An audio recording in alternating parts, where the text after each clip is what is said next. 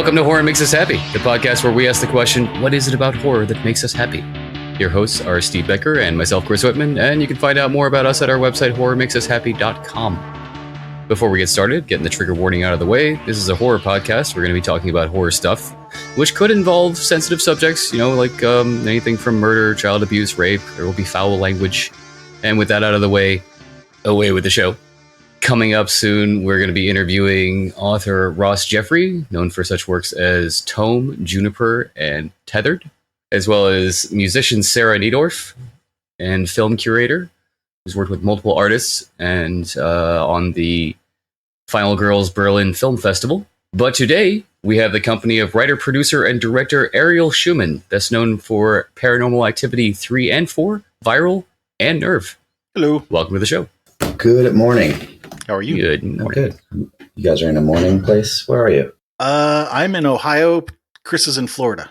All right. So it's still technically morning. It's before noon. Yeah. Good to be here. Thanks for having me, guys. Our pleasure. I like a niche podcast. Yes, that we are. Before we get into the meat of the interview, is there anything you're currently working on you want to share? Well, we're in the beginning throes of a pretty epic strike. That is happening. Point. That's right. Yeah, that's happening. So no. So I'm unemployed, and I'm really looking forward to the paycheck I'm getting out of this podcast. Right? Yeah, right. Yeah. We'll cut you that check as soon as we wrap. Listen, it has to happen, and me and my directing partner Henry had a lot of great stuff, really on track, ready to go, but at the moment unemployed. Understood. But that's okay. There's time to work on other stuff.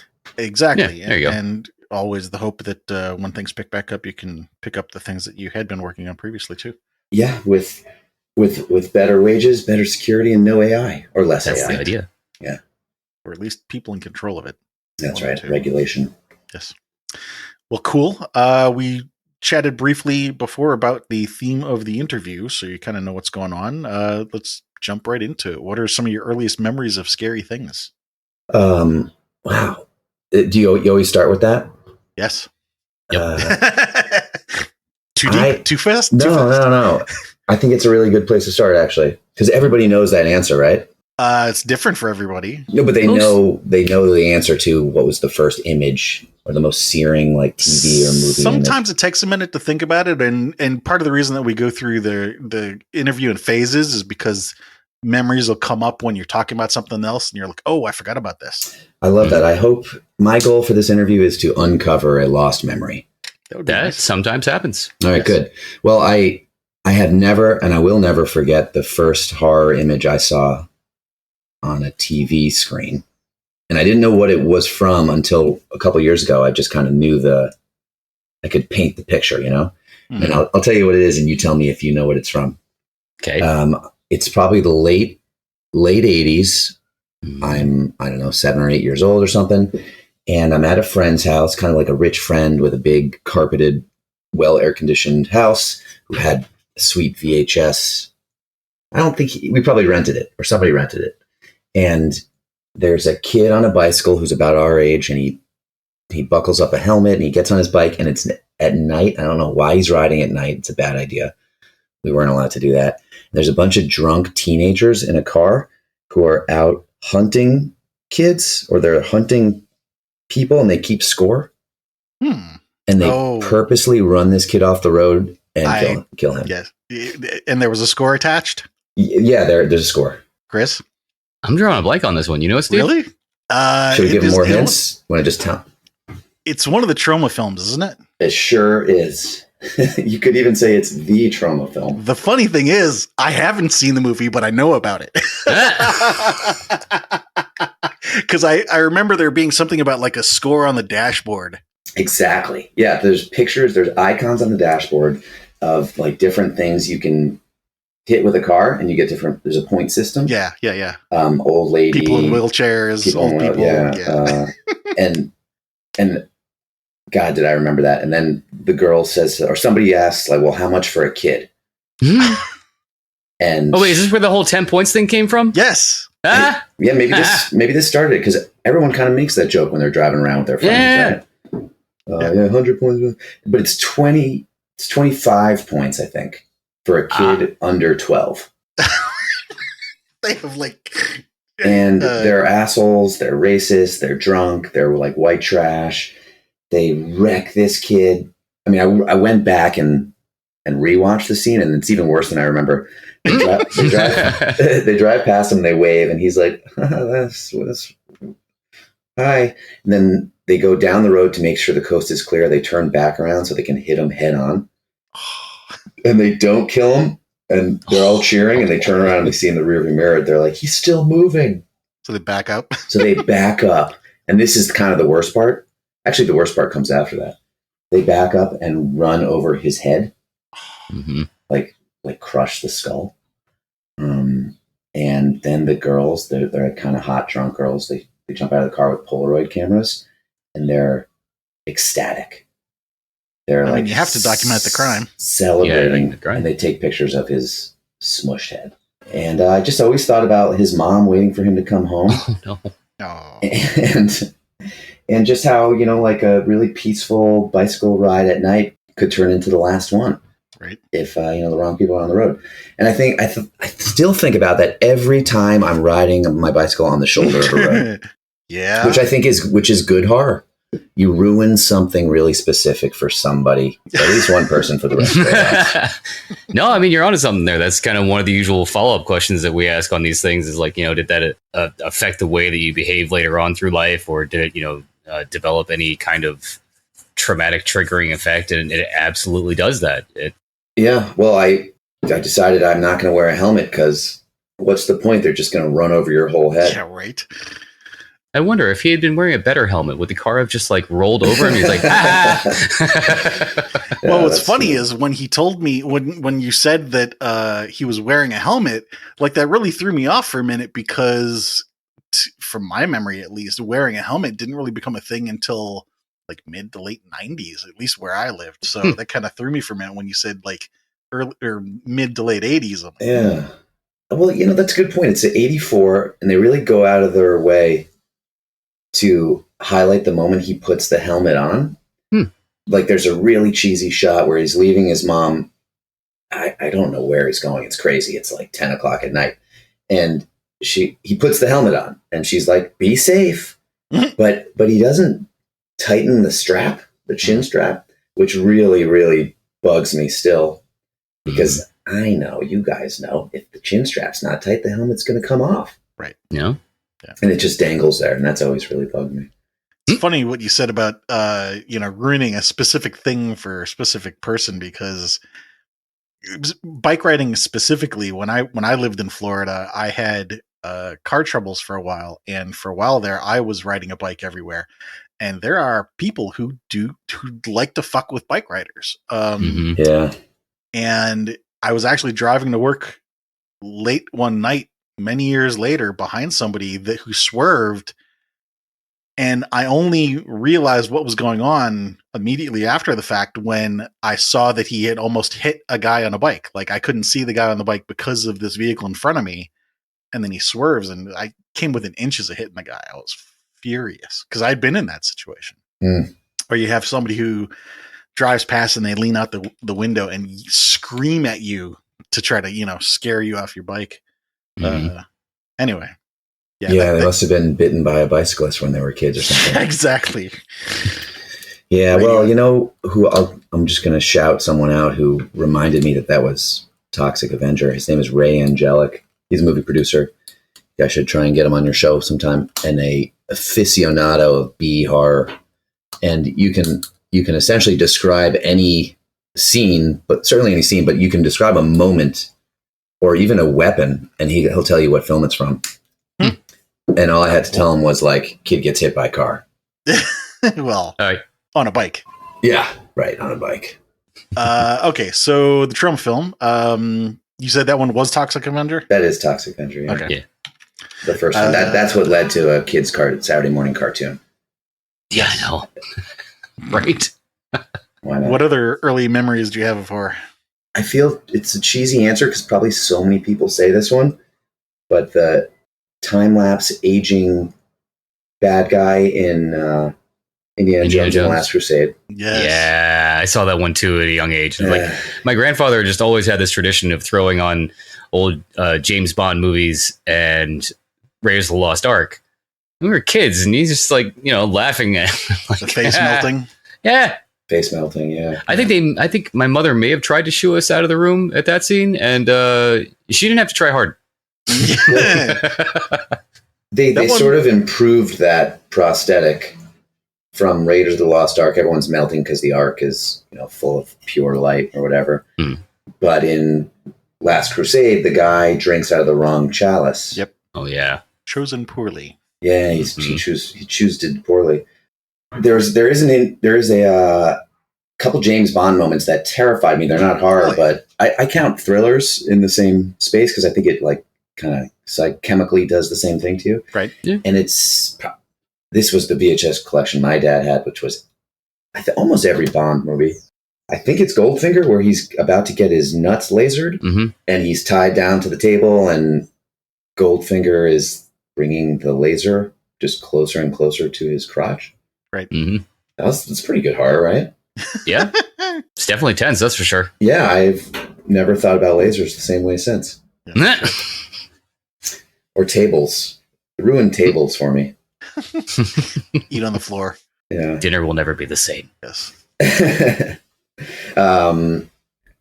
What else? Tremors. You guys remember Tremors? Oh yeah. That was one of the Chris's. Oh yeah, that's like the first scary movie I saw in a theater. I guess it's scary. Do you guys consider that a horror movie? I definitely consider Tremors scary. It's weird. It's been popping up a lot in like my YouTube feed and things lately. I think there's like a TV series that's going to be coming out. But I had no idea they made 7 of those things. Well, they just kept coming. Yeah.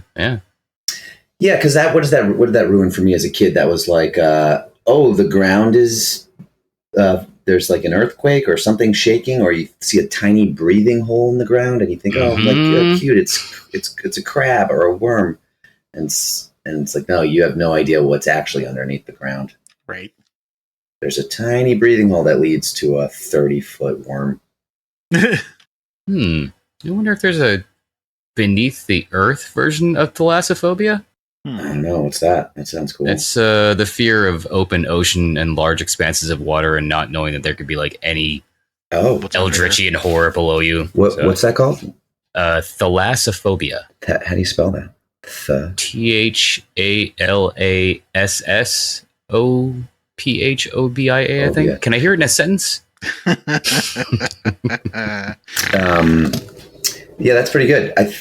I mean, I think Jaws works for everyone because if you're smart and you're a human being who can't breathe underwater, you should be scared of the dark ocean. Yep. Any place that you can't put your foot to the bottom. Yeah, totally. I mean, I don't know. I could go on and on. That's a good start. Yeah. So you mentioned this friend that you watched this movie with. Was he also a fan of horror? Or was it just he's a mega horror fan. And a very successful non-horror movie producer. He was a producer on Project Power, this Jamie Foxx movie we made, and which had some good horror elements. There's a great full body burn sequence where Machine Gun Kelly has a superpower that he can ignite himself and sort of create fire, and his character has played with it too much. So when we meet him, he's covered in burns and scars and like fresh wounds. Okay, which led to a lot of discussion of body horror in general, which turns out Ray is an aficionado. And I think if you ask him what his favorite horror movie is, he'd probably say Basket Case. Yeah, we should have Ray on the show. Yeah, you should have Ray on the show. I was just about to ask, are we talking about Ray or is this a different friend? No, we're talking about Ray. I'm always talking about Ray. All right. Always talking about Ray. Anybody else in your friends or family who are fans of horror? No, not really. I don't even know that I was such a horror fan until we sort of stumbled into making a Paranormal Activity movie. That's not uncommon. We've talked to there's a range. There are some people who are into it straight off. There are some people who didn't get into it until later in life, and then there are people who were into it early, moved away from it in their teenage years, and came back to it in adulthood. There's everybody has their own path. Yeah, it'll get you sometime though. Yeah. And not every question that we ask is going to land. You just never know because it's, got to ask because you don't know. Did you participate in Halloween as a kid? Yeah. Does anyone not? What a bah Some humbug. people don't. Yeah.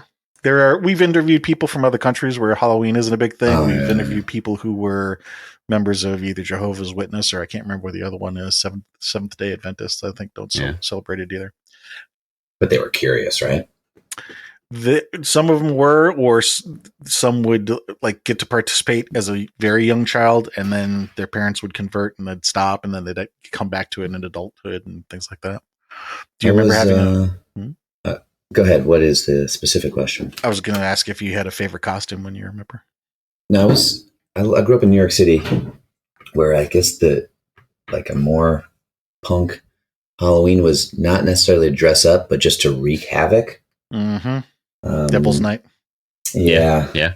But specifically, I'm thinking of a Halloween. This was one of my favorites, where probably middle school, we went around with you each get a carton of eggs, and you go egging essentially. Yep. Which is pretty fucked up. And I would be mad if my kid did it now, because I know how much it hurts if you get hit with an egg. We weren't aiming for people; we were aiming for cars, mostly, which is also bad. Which is also bad, but you just don't know that, right? No, you don't. It's funny you should say that. Like when you first said this, the first thing that comes up is like we were initially discussing, how it's terrible, but you don't know. Even if you do know, I mean, as a kid, you don't really understand. Like as an adult, you understand exactly how much of a pain in the ass it is to have to deal with ruined paint on your car. Like it's a thing. Yeah, there's the paint job aspect of it too. Or a shattered window. Well, that too, yeah. What, you throwing like hard-boiled eggs? Oh, you don't think it could crack a window? I guess maybe not. Not today's windows? Maybe if it was already cracked. Oh, but these aren't today's eggs. Ah, that's what it is. Well, everything's gotten soft. You know what I mean? Yes. Yeah. No, so we're stalking the streets of Manhattan. We've each got a carton of eggs, which were hard to get at bodegas around Halloween because they knew what kids wanted. Nah. You guys have any eggs? No. Yeah, exactly. So you had to, I don't know what we did. I feel like someone tried to tie like a scarf around their head like they were an old lady and go in and ask for some eggs. And then you had to ask people to get them for you. You start by just taking the eggs from your own fridge. Right. Mm-hmm. And anyway, so we're throwing and you can't around. go in a group because who needs 6 dozen eggs? Oh, you can't shop in a group, right? Right. Yeah. No, but New York City was or is still full of kids waiting outside bodegas while one kid goes into a bodega and tries to buy beer. Right. Or eggs. Or kids waiting outside of a bodega or a liquor store and hassling grown-ups to buy them something.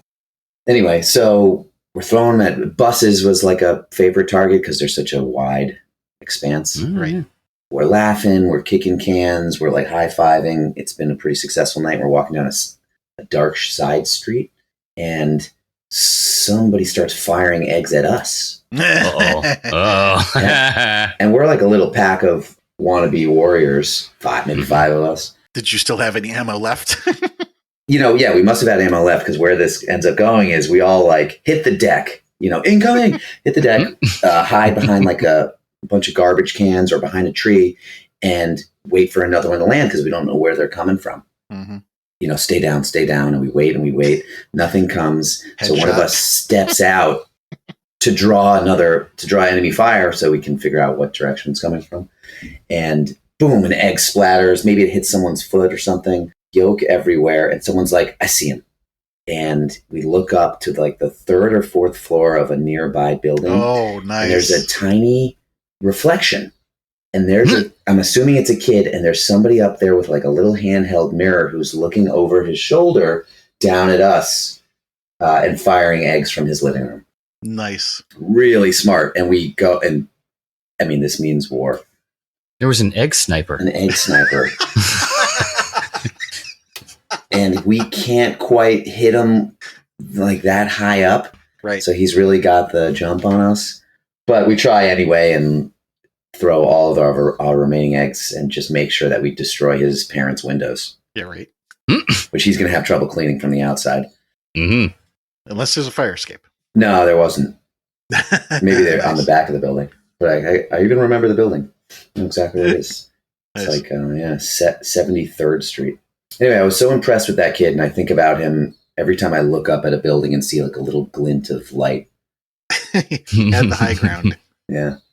So that was like typical Halloween in those days. Somewhere around age 10 or so, I heard the famous rumor of the razor blade in the apple. Yep. And that was around that time. That sort of ruined trick-or-treating for me. Mm-hmm. So if you weren't dressing up, then no least favorite costume. Well, I still I do like dressing up. I have a drawer, you can see it right now, that I always keep a small selection of masks in. So when Halloween does come around, I can just quickly grab a mask. Right. I definitely don't want to show up without anything. I'm not a party pooper.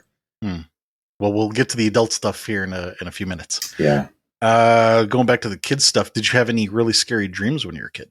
Yeah, so I still have them. It's the heavy legs. Okay. You guys know what I'm talking about? Yes. Yeah, like where you can't move your legs and they're heavy, or it's like you're walking through molasses. And you need to move. Mm-hmm. I have very cinematic movie scene dreams that sometimes they make more sense than others, but with Dutch angles and tense scores. That's a good question. I don't know if there's music, but there's definitely tension. Mm-hmm. But there's always there's an antagonist, there's a goal, there's a place I need to get to that I can't. Mm-hmm. I never die though. Oh, that's good. Yeah. So I'm here to tell you that story. You're right.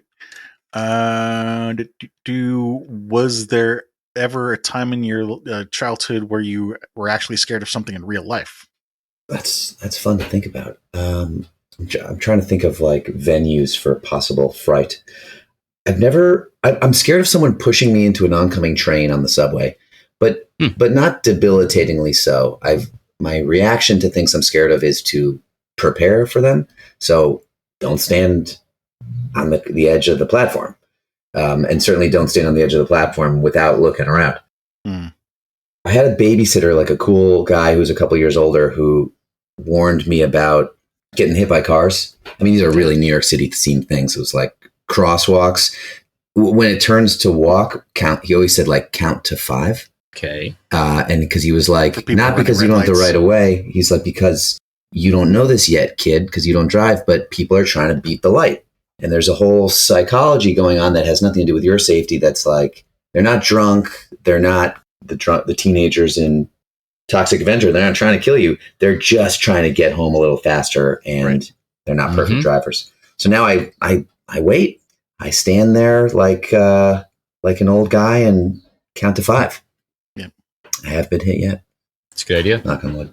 Flipping the question around, was there ever a time in your childhood when you felt completely calm or safe or at bliss? Never. I'm Jewish. No. We wouldn't be here if we ever felt safe. Well, let's see. I think that's everything for the childhood stuff. So teenagers, what horror media do you remember from your teenage years? The first, I don't know, am I a teenager when the first Final Destination comes out? God, it's another driving scare. It's the logs on the semi-trailer in front of your car. Yeah, no, that is. It's practically a meme now. It is several versions of that meme, actually. Just a picture of a tractor trailer carrying, a large amount of trees or logs on the road, and the caption says, "There are 2 types of people in this world: those who have seen Final Destination 2, and those who stay behind this truck." Yes. Oh, is it Final Destination 2? I think it was 3 actually. 2 was. I think it was 2. Yeah, I think you're right. I think 3 was the roller coaster and 2 was the pile up. Right. You know what just occurred to me? Another really significant horror moment for me, and I think this was in the theater too. Slither. Okay. You remember there's this terrifying old lady who caresses the side of your face with like the back of her fingers and says, "Oh no, not Slither, Thinner." Oh, Thinner, yeah. Yeah, and she goes, "Thinner."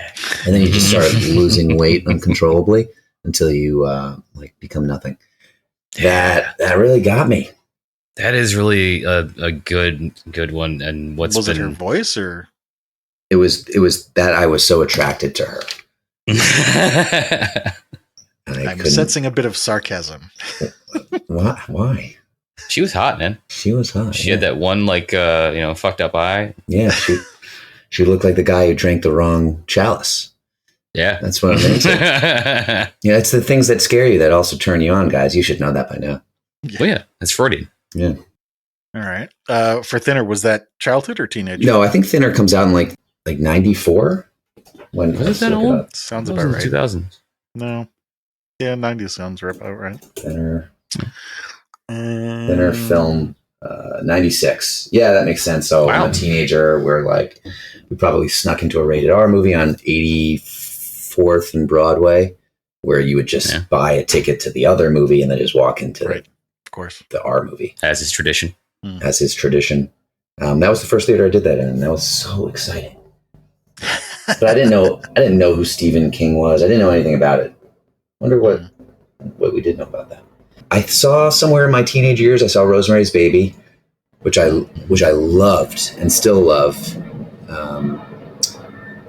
There was imagery that stuck with me that scared me, but only in good, exciting ways that made me want more, I would call it highbrow horror. Okay. Mm-hmm. Although it is a B, it's definitely a B movie, but a perfect one. So at this point in your teenage years, like wanting more, seeking out more interesting horror films like that, was it just like because of the shock of the violence of it, or had you like started to understand things like special effects and how the movie was made? You're like, that's really cool how they did that one. No, I'm not a filmmaker at that point in my life. I'm an artistic kid. I like drawing and making comic books. Yep, same. But my pop just had an awesome VHS collection, and we lived near Tower Video, and he just sort of made a habit of picking up a new tape or a couple tapes every week.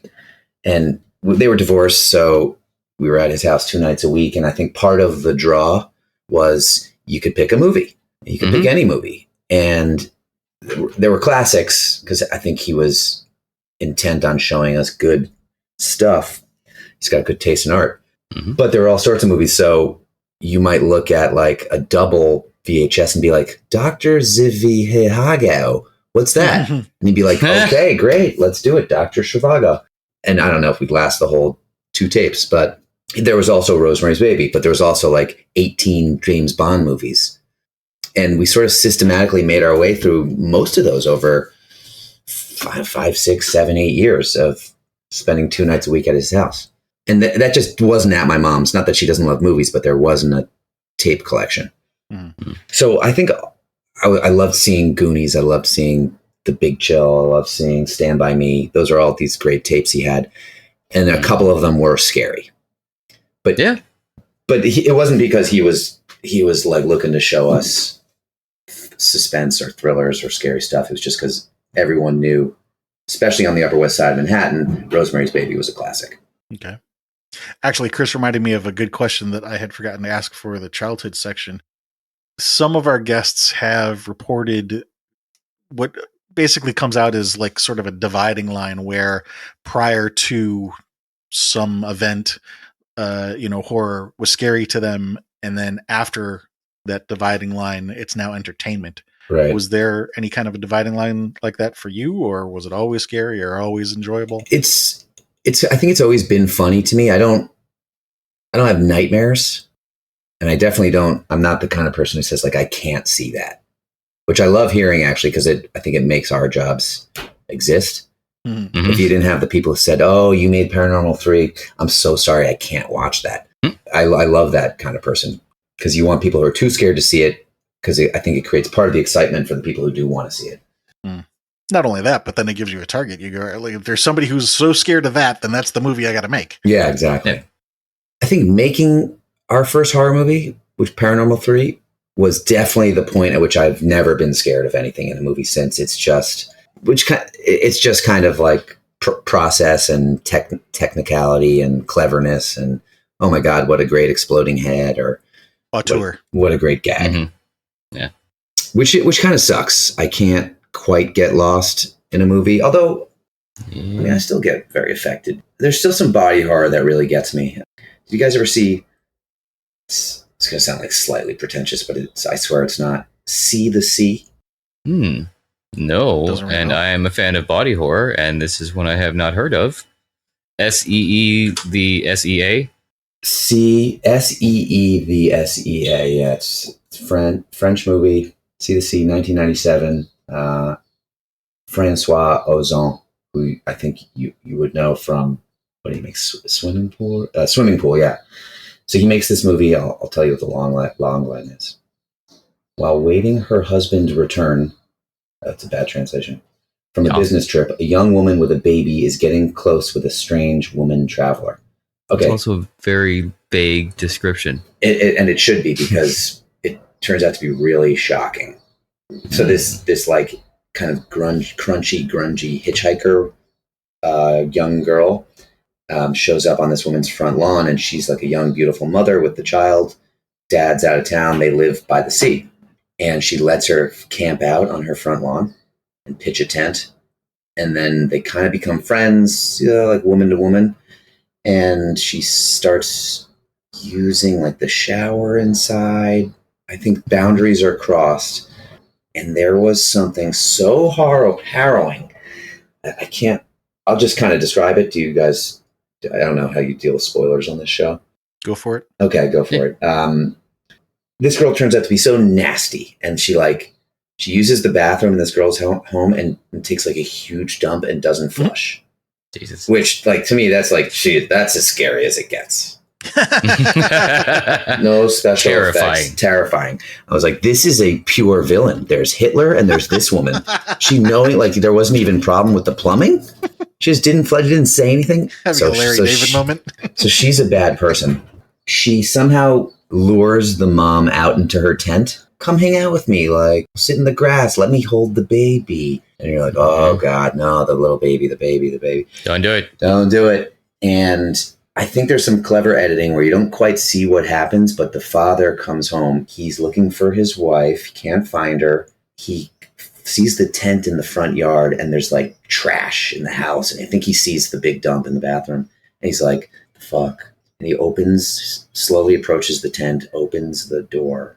And there is his wife, and she's had her vagina sewn up by the crazy hitchhiker. Okay. Yeah. Is the crazy hitchhiker played by Marina Devan? Because, oh my God, she plays a crazy bitch in every French movie she's in. I recognize her.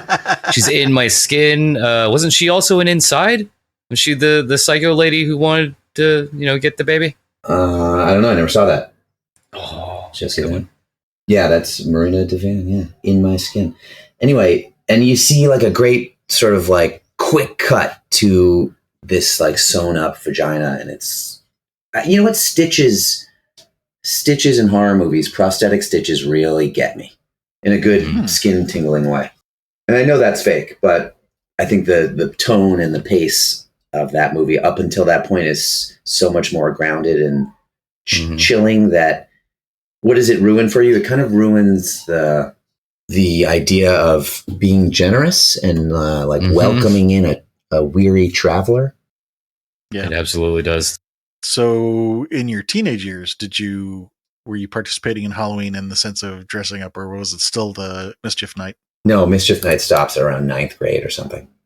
I don't know what happened on Halloween nights in high school. If it wasn't on a Saturday night, it was a school night. So true. I wasn't such a bad boy. Yeah. It didn't get really exciting again until college when there's just no rules. Of course. Did you have any additional horror friends in your life in your teens then, or was it still just Ray? No, I didn't know Ray until 5-6 years ago.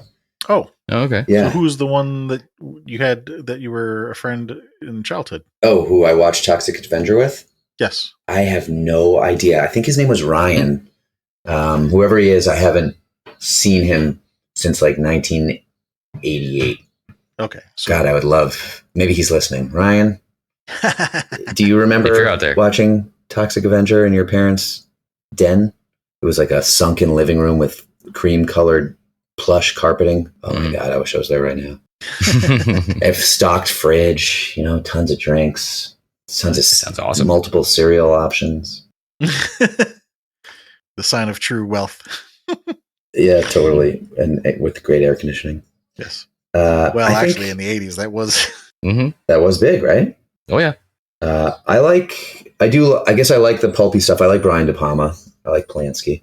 Okay. I think the first time I saw what I thought was like, oh, this is a really cool horror movie. I think I want to make movies like this was 28 Days Later. Okay. I don't care what George Romero says. I like fast zombies. Yeah. Fast zombies are scary. Right? But anyway, I wasn't paying attention to it as a genre, to be honest, until we get the job for Paranormal Activity 3, which was its own sort of random sequence of events. And we're like, oh shit, we should catch up. And then it was a ton of like house horror. I mean, I'd seen Poltergeist as a kid, Okay. which is awesome. Nearly perfect film. And then it was time to sort of research the world of haunted house. Right. Mm-hmm. Let's go back to teenage years a little bit. There's a few more questions we can run over there. I'm trying to grow up too quickly. Sorry. All good. Still the same recurring dreams, or did you have other nightmares or anything like that in teenage years? Then, sex dreams at that point. And why wasn't I having it? Were they negative ones? Or? I would have taken any sex dream, good or bad. Didn't matter. It was like cold pizza. Yeah, exactly. No such thing as bad pizza. Anything in real life terrify you as a teen? No, things were pretty cool. Things were pretty safe. I mean, just like getting a boner in public. That kind of thing. I mean, it was all self-conscious, like body image issues. That was like the crux of my teenage insecurity. Fair. I had really like what felt like bigger braces than everyone else. They must have been the same braces, but I had them for 6 years, and my mouth, I was constantly getting hit in the face. I don't know why, but it must have been basketball. And my lips were always swollen and bleeding. And I started to get like a lot of like mouth nightmares. Okay. Like crumbling teeth, you know about that one? Yeah. Yeah. And which I heard is actually like a precursor to balding, to a fear of losing your hair. Huh. Yeah. Well, I guess they're probably both rooted in the same roots, for lack of a better term. They're both rooted in your head. They both have roots. It's all connected. Yeah. So there's a lot of that mouth horror. And then I had like a major cranium injury in high school that was the closest I had come to dying. Okay. And I was like unconscious for a good 5 minutes. Center court at a high school basketball game. I ran into another guy's head, and it just kind of split open my face, my eye, and fractured the front of my skull. And I hit the ground so hard on the back of my head that I had a bruise on my forehead, black and blue, from where the concussion was so extreme, my brain shook and injured the inside of my skull on my forehead. And I don't remember this part, but I was out cold for minutes, like in a growing pool of blood. I know that because I woke up and there was a lot of blood. And my dad was standing over me, just trying to like get me to come to. Right. Ambulance, emergency room, throwing up, major concussion, eye swollen shut for like a couple months. Oh, wow. Yeah, it was pretty extreme. I actually don't feel like I've ever quite been the same. And I lost my sense of smell because of it. Permanently? Permanently. I have maybe 3-4%. I can smell like really serious dog shit and gasoline. But I love gasoline because I can smell it. So one of my fears, and I'm not just telling you my sad stories, this leads to a real fear, a very real world fear, which is that my apartment is filling up with gas and I can't tell because I can't smell that kind of gas. Right. Only petrol, not fumes. Yeah, that is an early warning detection system that a lot of people probably take for granted. Yeah. Sense of smell. That's right. So anyway, thanks for listening. Yeah, there's a lot of shit there. I haven't figured out how to put that in a movie. It's not. Smell is not cinematic, I guess, in definition. Smell-o-vision. Right, that was a huge hit, as we all know. Mm-hmm. But if you could figure out how to make smell cinematic, I think that'd be it's a great challenge for a filmmaker. Well, I might know one. It covers smell and all the senses, really. It's Ewan McGregor and Ava Green and Perfect Sense. Oh, I haven't seen it. Dude, so good. It's about a weird pandemic where the entire world, one by one, loses their senses. I think first they lose taste, and it's always precursed by a dramatic event, a traumatic event, really. Like taste, everyone gets very hungry all of a sudden. People in restaurants and people in butcher shops are just eating raw meat. This one woman's in a parking lot, and the only thing she has is her lipstick, and she just starts devouring it. And like everyone gets hungry for a minute, 1 minute, and then afterwards, no taste. And then the next day they lose their hearing. I think the first day is hearing, I think, and then taste, and then smell, and finally sight, and the world is left with no senses. Wow, I gotta see this. It's really good. You wouldn't call this a horror movie? Yeah. I mean, it's horrific in certain parts because everyone's losing every. No, in a way, it's kind of a love story between those two characters. It's directed by this Scottish guy who's kind of one of my favorite filmmakers. I didn't even realize he also made Starred Up and Hell or High Water. Oh, I'll have to check this out. Yeah, I gotta check this out. David Mackenzie. Flipping that around again, was there ever a time in your teens when you felt completely calm or safer at bliss? It's really nice thought. I don't know, like weekend breakfast at home, pancakes made by my mom. Yeah, that's a good one. Something lovely like that. That works. Yeah, it's nice. I had a nice upbringing. Yeah, I was lucky. Going to adulthood, I'm guessing from the way you phrased it, I think you had seen See the Sea as an adult. Yeah. Same thing with 28 Days Later. Yeah. See the Sea that was part of the paranormal research. Okay. Oh, cool. So your show here has sort of a psychoanalytic bend to it, huh? Mm-hmm. A little bit, yeah. That's nice. So I can walk away with a greater understanding of who I am and why I be. Maybe. Mm-hmm. That has happened in the past. Yeah. Really? I mean, it's not guaranteed. You never know what's going to happen, but I mean, maybe I'll even walk away with like an understanding of my next scare or the next movie I'm working on. That could be too. Yeah, maybe. Steve, we're helping people. Yes. I do love injuries in movies.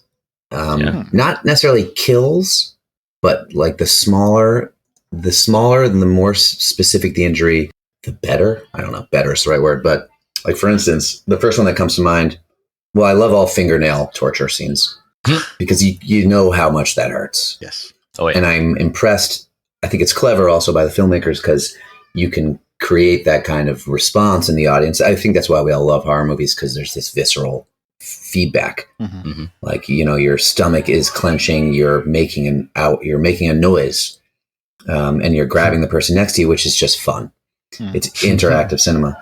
And you get that when someone's like got pair of pliers and they're pulling your fingernails out one by one. Yeah. You get that more than if you just shot him in the stomach with a shotgun, Right. Yeah. In fact, like I don't know that anyone really has a reaction to getting shot in a movie unless it's really built up to like one kill shot and that there's like this one gun, this one bullet is significant. But if there's a ton of them, forget it, right? Well, I think it also has to do with how it's displayed. Like, for example, what's that one where the guy basically, shoots himself in the head and, the splatter, like that's different than how often, like you mentioned, being shot in the stomach with a shotgun, like the portrayal can be very different. Mm-hmm. Yeah. Headshots are different than body shots for sure. Well, it's not even just about that. But I mean, you could do a body shot that's more visceral. I suppose you could, yeah. Yeah. I mean, a body shot could really work if there's only a few in the movie. Right. Mm. Oh, I'm thinking of two things that come to mind when I think of like really unforgettable body horror for me. One is Natalie Portman's legs bending backwards in Black Swan when she's becoming a swan. I thought that was awesome. And there's a really great sound effect that goes with it, a great bone crack. And the unfortunate gentleman having his head bashed in by a fire extinguisher in Irreversible. That was the only time I've been brought to near vomit by a movie. Head crushing scenes are pretty visceral. Yeah, but there's a really this good is like an bonus. unflinching. If you can if you can picture it right now, it's okay, fine. He's beating this guy in the head with a fire extinguisher, but it's an unbroken shot, and it is an unbelievable sound effect that goes with it. And you're also talking as somebody who's had some severe head trauma. So true, there's that there, yeah. Well, here we go. Oh, thanks, doctor. That's why I love it. Yeah. Oh, that's why it gets me. Yeah, maybe you're right. Yes, as usual, Steve is the psychology aficionado. I am the horror fan. So when you say really good head smashing scenes, the first thing that comes to mind for me is Starry Eyes. Never seen it. Oh, all right. I've got some recommendations for you. Go see that one too. There is a particular scene involving some hand weights. Oh God. Oh God. You know what? I haven't seen. This has got to exist in a movie, but this is a gym. It's a gym kill. Mm-hmm. Okay. A weight room kill. Is that what you're talking about in Starry Eyes? No, it's more in a bedroom, personal hand weights. Like a bench press rib crush. Ooh, that'd be good. There's a good bench press semi decapitation where Craig Robinson gets the top of his head sheared off in Tragedy Girls. Yeah, that doesn't sound realistic. Nah. It's funny. It's not even necessarily a horror film because this happens in real life. But are you aware that when certain athletes go to do these like bench presses, they can tear the pectoral muscles? Yeah. That's a really good body. Ooh. That's a great one, actually. There's that noise you were talking about. I'm just I hadn't really thought about pectoral muscles, but I knew there was a kid in my high school who was doing the leg press, and he went all the way, all the weights. And I wasn't in the room. I wish I was, but you could hear the screams like echoing through the halls of the school. Days later, he tore his thigh. What do you call it? His hamstring. Oh, yeah. And it just ripped. Oh, God. I went to college with a guy who had torn both of his pectoral muscles at different times. And what's dark humor, but like if he had his shirt off, his pectoral muscles actually looked like commas because of how the scars, because they had to go in and reattach the tendons, and where the scars are pointing upwards from from under the armpit up into the chest, and the way that the muscles regrow, it basically looked like he had two upside down commas on his chest. You're giving me tingles. Yeah. Did he lose muscle mass? Did he look? No, as a matter of fact, he continued working out. He was actually a pretty buff dude. He's very lucky. Very lucky. I'll tell you another one that really stuck with me. There was a kid in my school who could dunk, and he was he on the basketball team? I don't know if it was a practice or whatever, a pickup game in the gym, same gym that I got knocked out in. He dunked the ball and was wearing a ring, and the ring got caught on the little hook on the rim that holds the net. And he comes down, his body weight comes down, and with the force against the ring, which is stuck to the rim, it unsheaths the skin of his finger. Oh, he got degloved. Degloved. On one finger, at least. Oh, God. Damn. For adult years now, you mentioned dressing up for Halloween, or at least having a drawer full of masks. Favorite? Got a really great horse mask actually, it's a wolf. I have a horse mask too. I have a great wolf mask that's like kind of the wolf with like his tongue hanging out. That great guy with the eyes popping out. Ooh, that wolf. Okay. He's great. Big snout. I've got a great horse mask with a big snout and like big grinning teeth. And then good. Nice.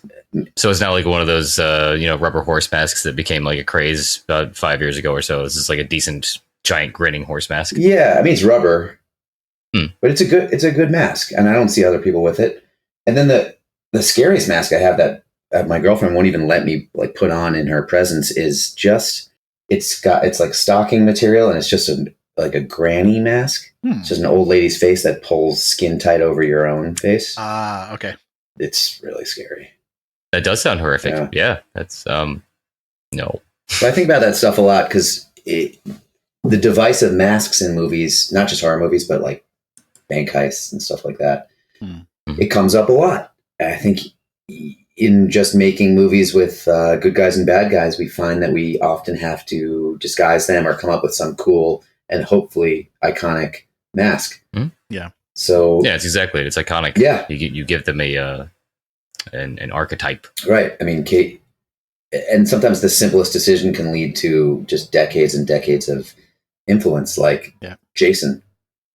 Yeah. I mean, I don't know what the decision process was to lead to that hockey mask, but man, that was good. Yeah, right? Yeah. Actually, it's funny when you mentioned the stocking granny mask, the first thing I thought of was, have you ever seen the video for Jane's Addiction's Been Caught Stealing? No, but I like that song.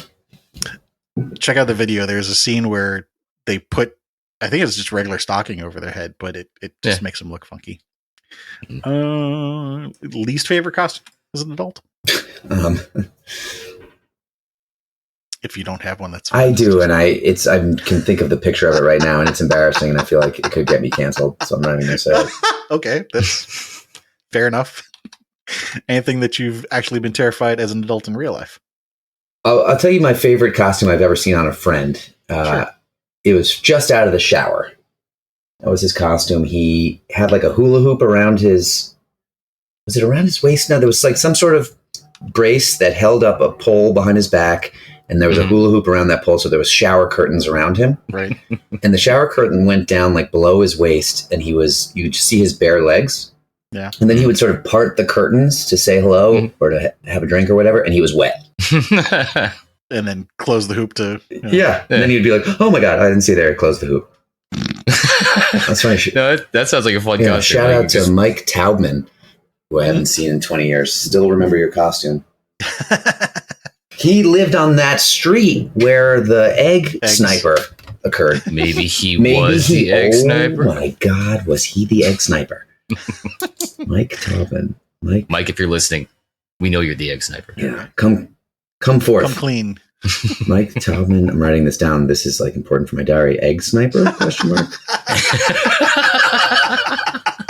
For just out of the shower. It's one of those things that somebody finds, 20 years from now. Like, what the fuck? Yeah. Was he? What?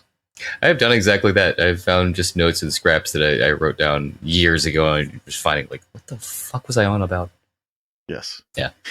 Have you ever been terrified of something in real life as an adult? Yeah, mortgage rates. Yeah. I mean, adult fears are so stupid. I don't have kids yet, so there's probably a lot I'm not scared of yet that I will be. No, it's like bad drivers is really. I spend a lot of time on bicycles, scooters, walking. So I'm really conscious of. I know how quickly someone can flip out and die. Yeah. Adult fears. Yeah. Sorry. No. No. Like I said, not every question is going to land. Was there ever a time in your adult life where you felt completely calm or safe or bliss? Yeah, I had a really good overall feeling the other day. What was it? It was just it was a nice day. I had a great cup of coffee, had a great morning, constitution, and just the world everything was possible. I love those days. Yeah, it lasts for an hour. Yep. Yeah. Yeah, you can't really even say those days. I like those moments. Yeah, just a moment where everything felt in its place. The day was so young, I hadn't wasted it yet. No regrets. Yep. I actually feel that way almost every morning. Just one way I know I'm not really depressed is that I look forward to the mornings because there's still so much potential every day. And I'm excited about that first pot of tea and almond milk and the potential of what I might get done today. Right. Mm-hmm. That's a good way of looking at it. So yeah, I have a pretty good feeling unless I've slept 3 hours and then I'm cranky. Of course. I think that's normal. So the next couple questions we're going to ask are going to be more over your entire life, not just any one particular time frame. And the first two questions I'm going to give at the same time because it could be the same answer for both, or it could be two different answers. Mm-hmm. And this is not just related to horror, but across all genres. What's your favorite movie, and what movie have you watched more times than any other? Yeah, it wouldn't be a horror movie, although I've probably seen. You know what? I don't rewatch movies a ton. Some people are like, I've seen it 100 times. Mm-hmm. I think if I've loved a movie like A Rosemary's Baby, maybe 10 times, 8 to 10. There was certainly my necessary Woody Allen phase, where I probably saw Annie Hall and Manhattan 10, 15 times. You know what? Maybe I've seen Jurassic Park like as many times as any other movie. Maybe I've seen Stand By Me as many times as any other movie. There was a skate video called Ban This. That was the only VHS tape I've ever worn out. Okay. That had some like narrative moments to it. Actually, I actually learned a lot like about comedy in film from that particular skate video. Okay. Well, that's an angle that we haven't touched on. Let's dig into that. What else did you like about Ban This other than the comedy part? I think there was great skating. Okay. Great style. This is like an 80s Powell Peralta, late 80s Powell Peralta video. Okay. Guys were skating in sweatpants, which I thought was really cool. It was fitting, yeah. And there was this one segment of a comedic skater. I think it's Lance Mountain, who became pretty famous. And he had a character that was sort of like a Mr. Bean on a skateboard, which really got me as a kid. But it's still good. I mean, you can find it now on YouTube, and shit was funny.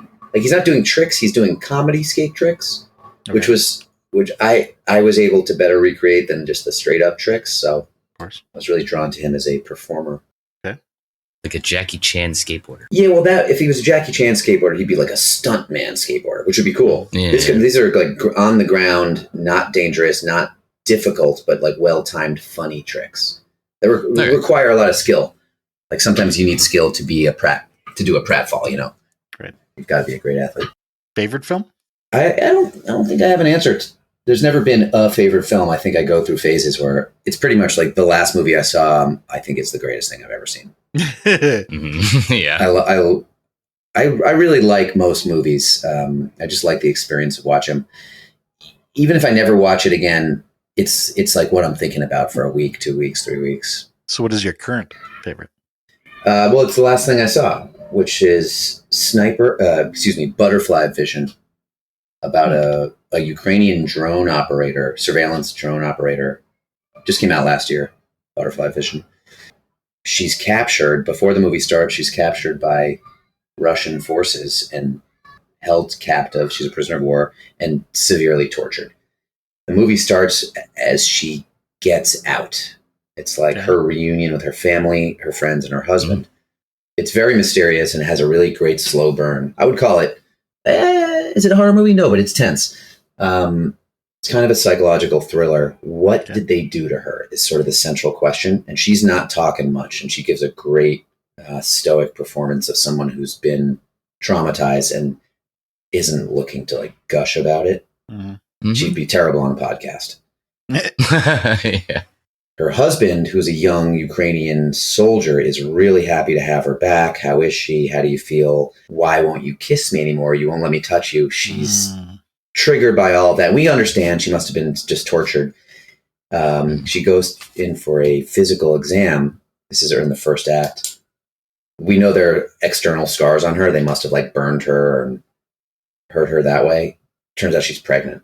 Oh, Jesus. And it's with one of her captors' children. So it's like in the genre of Rosemary's Baby, which is like, I mean, it's rape horror essentially. Yeah. And it's the psychological horror of, well, okay, what do you do with that baby? How do you deal with, it's essentially a demonic baby inside of her, because these people, I mean, they're human beings, they're not demons, but they're demons to her. And how does it wreak havoc on her psyche and her husband's? Yeah. Anyway, it's fucked up and it's interesting, and it's definitely like a more artsy festival kind of movie, but it really, really got me. And it was a look into Ukrainian-Russian struggle from a very specific point of view that I didn't know anything about beforehand. Yeah, that's obviously difficult topics there. Yeah, is that a downer? No, well, I mean it is, but in the overall theme of our podcast, we do not shy away from difficult topics. So, it's life. Yeah, I mean, you wouldn't have a horror genre if you weren't willing to deal with a difficult topic and either treat it really seriously or with comedy or with just total gruesomeness. Well, like I said a minute ago, it's life. The horror, a lot of horror is real life shit that. Well, if it wasn't, it wouldn't scare you. Right. And if I was a filmmaker, which I am, I would recommend this movie to a horror filmmaker because there's a suicide by gunshot off screen. There's a really harrowing physical inspection or an attempted abortion off screen, and both of them are very, very effective and really scary. And you don't realize you haven't even seen it. You're so affected by it. And I'm not talking just emotionally and about making a serious drama. I'm talking about like the technique of scares, horror technique. And I think we all know, and every filmmaker says it, and then it's bullshit most of the time. It's like, well, our monster's it's what you don't see that scares you. Right. And that's why don't tell. That's even scarier. Hitchcock. And then you cut to their movie and it's just like the fucking worst CGI monster you've ever seen. And it's like in close up for 100 minutes.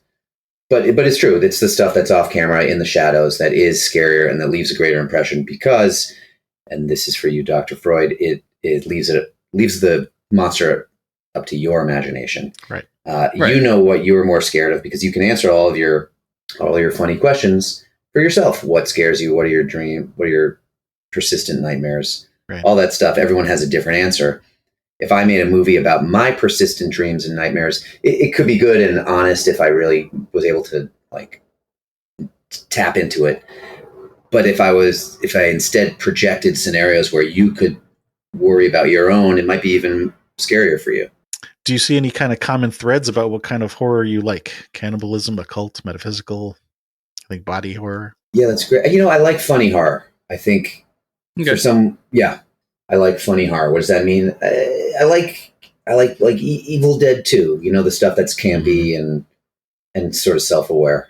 But I also, shit, man, I just like a good movie.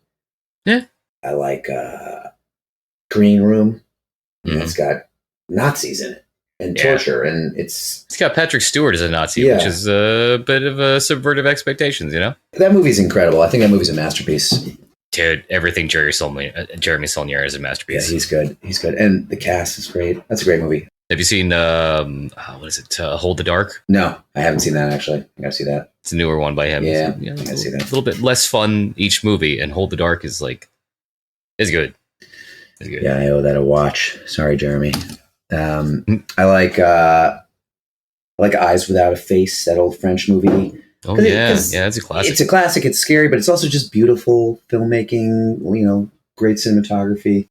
I love Wicker Man. I guess I like folk horror. Okay. Yeah. Wicker Man is sort of the godfather of that, right? Right. I really like Saint Maud. Yes. Yeah, that movie's so underrated, and you're the first person who's ever said yes and not what.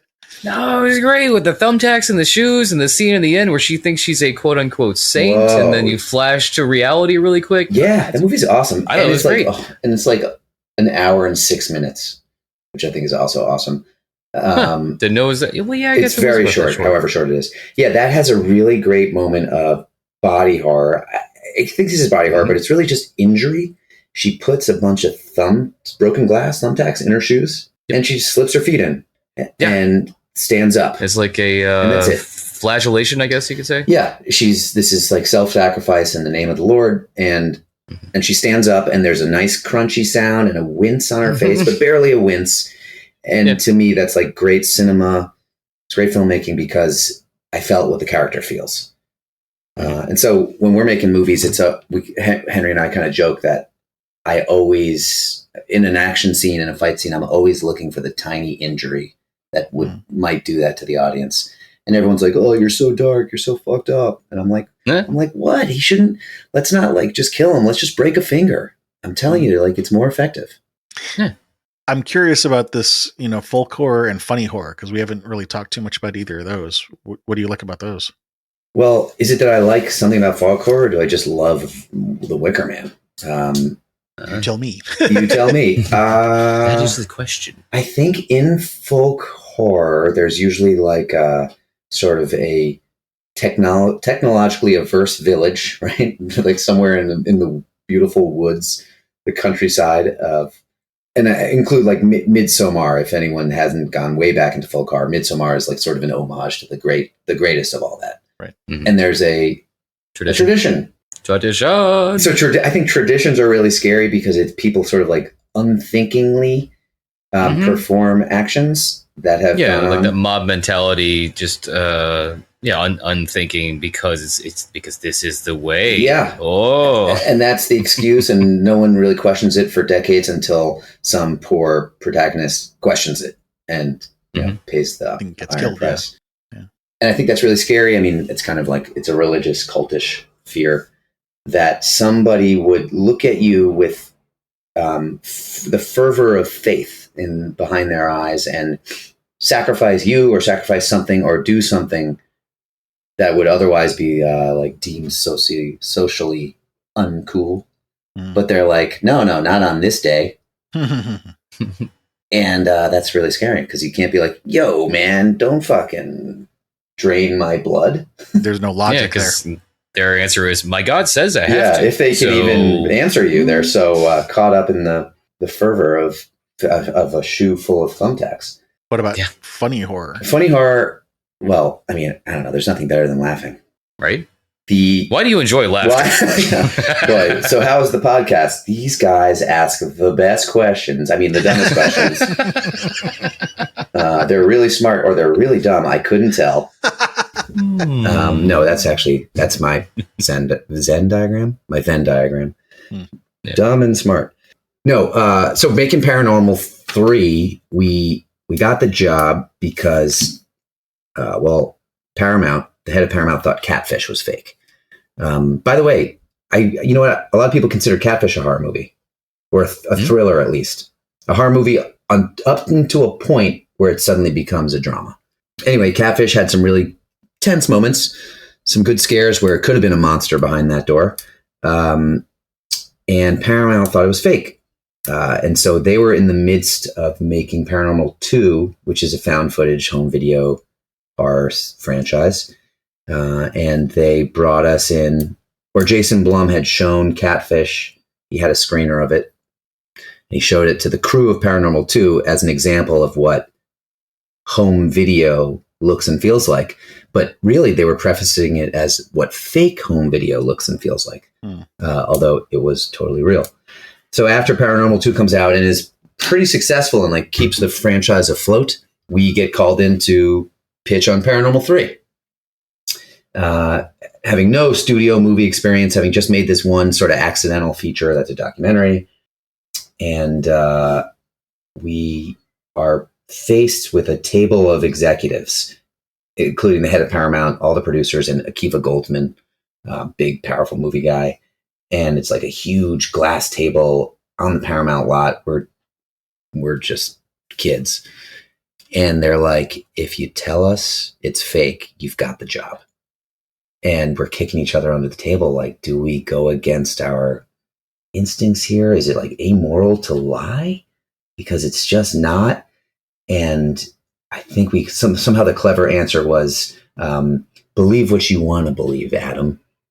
Mm-hmm. And he sort of nods his head. He's like, okay, it's sort of a non-answer.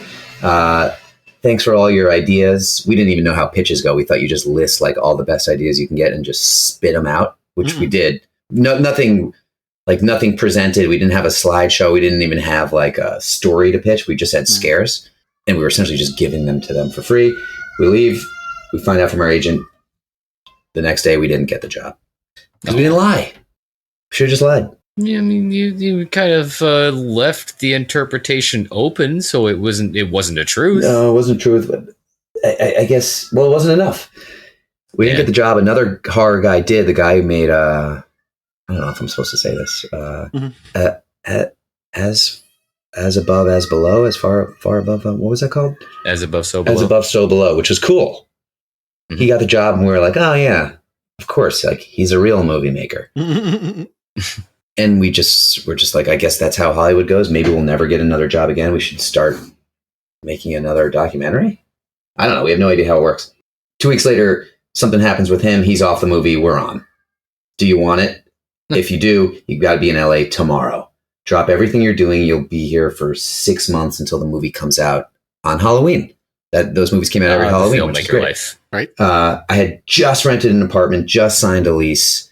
When we said yes, immediately told my landlord, like, thank you so much. But no. I won't be here for 6. Yeah. No, I had to keep it.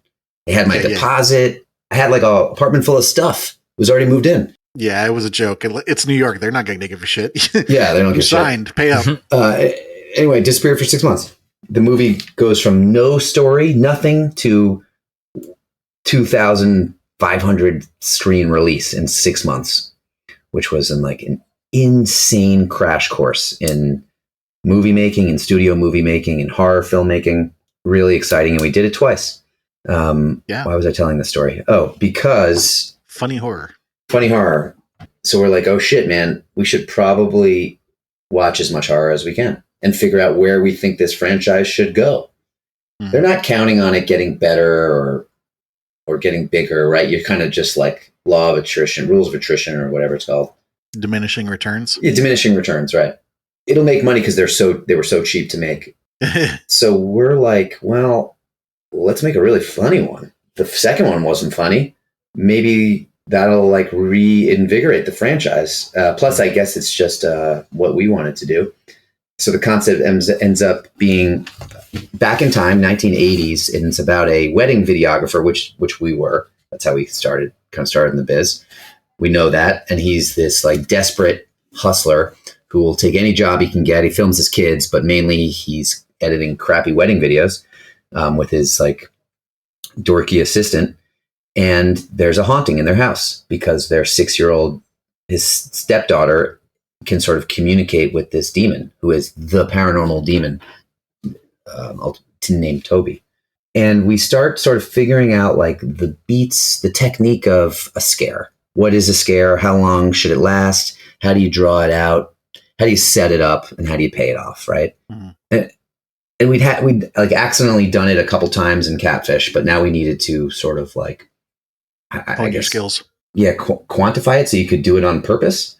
And as we're like testing the scares and doing a couple test screenings, we kind of realized like the satisfaction for the audience between a joke and a scream is really, really similar. Mm. It requires like some of the same pacing. Mm-hmm. It's really up to the filmmaker. What's the payoff at the end? Is it a laugh or a scream? And if you can have both at the same time, like then you're really winning. Right. And we cast for comedy. We cast a bunch of improv comedians, and the movie just sort of naturally ends up being pretty funny. I mean, that's up to the audience to decide. But I think we uncover what we enjoyed out of horror, which was like, how do you straddle the line between comedy and horror at the same time? And you guys have seen it in hundreds of great horror movies, but not the darkest ones. And so I think it's the lighthearted ones that I prefer. Okay. Any idea why that is? Because maybe there's extra tension, not knowing if you're going to laugh or scream. Okay. Yeah. Plus, it's just more fun. Yeah, it's just more fun. Get the breaks in between. And because I know that the scare is not real. Yeah. It definitely has more of a separation from reality when it's a horror comedy. Yeah, but comedy is always real. You know, there's no such thing as a fake laugh if it's you. True. Looking back through, the common themes that we were talking about earlier, a lot of stuff with vehicles, body horror, some of the psychological horror, or at least in delving into the psychological response to certain horrors, personal fears about, powerlessness against certain situations, maybe, and then, the physical trauma. But I'm not picking up on any common themes in terms of their fears of events, but not it doesn't really seem like there's anything emotional. No, I guess. Which is not a good thing or a bad thing. It's just an observation. What would something emotional be? What's an example of a guest who's had? The last guest we had was Pollyanna McIntosh, who I think had some... I personally feel like there are things that draw us towards things and also things that push us away from different things, and both can be happening at the same time. So she had experiences that drew her towards things that made her empowered as a woman, and also was pushed away from things that made her feel non-empowered. So a lot of the themes that kept coming up on the call were things that aligned with that. And what I'm saying is, with the themes that are coming up for you, at least, I don't sense that kind of an emotional connection to them other than just being afraid of the event, if that makes sense. Yeah, the concept. I have no, I'm dead inside. So it's really just like, oh, that's a fucking awesome concept. I was going to make the joke of, well, you did say you're Jewish, but there's the humor there of the neuroticism potentially. With neuroticism, it's possible that there isn't a lot of emotional reaction to it. Like I say, it's just the fear of the event. Yeah, I don't know. Like It Follows is a great horror movie. And what am I scared of? I'm scared of I think the concept is so simple and brilliant. And I'm scared of the metaphor. Mm-hmm. When a movie's that good and simple and you can apply it to your own potential downfall, that's perfect. But there's nothing emotional. It's all right. It's not personal. Yeah. Just that you don't want it to happen to you. Right. Mm-hmm. Well, the more that we're talking about this, I am thinking that what we're saying kind of really does line up pretty well with body horror as a theme, because that's something that's been coming up a lot. And the response to body horror doesn't need to have an emotional connection to it to be afraid of having your arm cut off or your eye poked out or something like that. It's just like we were saying earlier, a visceral response. Mm-hmm. Mm-hmm. And like I say, that's not a judgment call. It's just an observation. Not everybody has to have a deep emotional, drive to things. I am what I am, man. Are you Popeye? I am Popeye. Well, I guess so. There are a few other questions we can ask, which the next one would be, why horror? In terms of seeking body horror, I mean, obviously horror is the genre that covers that the most, but I'm also thinking, like, for example, war movies might, touch on something maybe. Well, I think there's body horror in every movie we've made, which they've been action movies, essentially action thrillers since the Paranormals. And there's always, people get hurt. And when people get hurt, you think of it the same way I think Cronenberg would think about an injury or a body horror scare. You're going to need to show that injury, whether it's on camera or off camera, and that's going to require a prosthetic and fake blood and fake bones and great sound design. And so next thing you know, you're basically designing a horror scene. Yeah. And I love when that pops up in a non-horror movie, horror elements. Mm-hmm. Yeah, but I think what I'm thinking of is that horror is maybe the only one where that becomes the focus of the film, though. Like, for example, you're talking about, thrillers and stuff like that. If Jason Bourne breaks somebody's arm in half, that's not the focus of the film. You know what I'm saying? No. I do know. Yes, I do know what you're saying. No, it's not the focus of the film. Right. But yeah. And is it the focus of a horror film? I guess it depends. If someone's head is exploding, yes, it's the focus of Scanners. Mm-hmm. But you better have like another dramatic subplot going on. Otherwise, it's not going to be a great horror film. It's just disconnected scenes. Yeah. Right. Wait, so just to brainstorm for a second, you were saying if time is running out for this person and it's running out faster than it should be and they have to get something done, what came to mind as the thing they need to do? Yeah, I mean, at that point, it's just a MacGuffin. Yeah. What do you got? Give me one. Save the world. No. For you personally, I would probably have redirected you back to your dreams of, where you've got the heavy legs and thinking, what were you trying to accomplish in those dreams? If you even remember. If I ever remember, I don't know, maybe I'll find out tonight. Maybe. Yeah, I wonder what kind of dreams they have after doing your show. That's a good question. We should follow up with some of them. Yeah, follow up. Send a questionnaire. Yeah, right. How you doing? Just follow. Well, your show really fucked me up, and Yeah, I'm And seeking therapy. not sleeping. Has there been anything that has crossed your mind during this call that hasn't come up? Maybe we started to ask something and then conversation took a left turn. No, I thought you'd want to know like what recent horror movies I liked, but we kind of got into that. Yeah, I mean, we had like 3 or 4 of them. My personal take on things is usually the first 3 or 4 that come to mind for a reason. Mm-hmm. And so without going through a list of, 20, because we have limited time frame, I like to just pick the top ones that come to mind first. Like I said, they usually come up for a reason. Yes, sir. Although I am scrolling back through my notes, the sewn vagina thing. Oh There's- I mean, yeah, that's body horror. yeah. yeah. There's like a famous Wu-Tang Clan lyric, Method Man lyric, where he says something about sewing So your ass asshole shut and feed you and keep feeding you. Yeah, that's kind of one of the best horror stories I've ever heard. Yeah. Right? Yeah, that I remember when that came out and everybody was just like, "Oh, that's so bad." Well, I think we've got more than enough to make an episode out of. Okay, good. Thanks for digging in. Our pleasure. Yeah. Thanks for joining us. Yeah. I will get with you offline to get together a bio. We'll put together a bio page for you on our website, get some pictures that we can use in excerpts.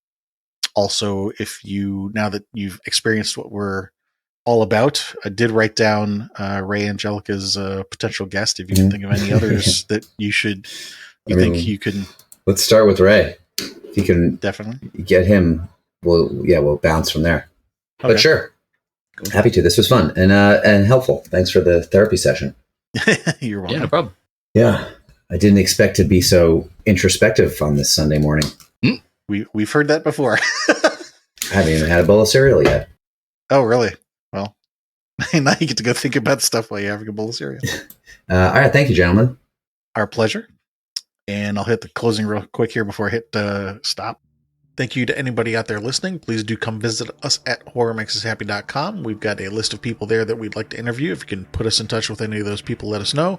If you'd like to have somebody added to the list, let us know. You can support us on Patreon or buy us coffee. By the way, thank you to Legion Podcasts for being our supporter on Patreon. And we are in growth mode, so if you can't afford to support financially, then please do at least share us with somebody that you know. Thank you.